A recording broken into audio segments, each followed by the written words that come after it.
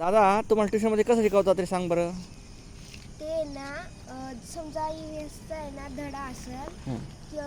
तर ना ते ना पूर्ण धडा घेता हं. आणि मग त्याचा स्वाध्याय आहे ना पूर्ण आपल्याला सांगता का असं असं करायचं आहे तुम्हाला हां हां आणि ते आपल्याला उत्तर सांगता.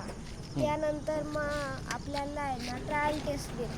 हां ट्रायल टेस्ट झाल्यानंतर आहे ना आपले ना जर तुम्ही समजा आपल्याला जर कमी मार्क पडले असेल टेस्टला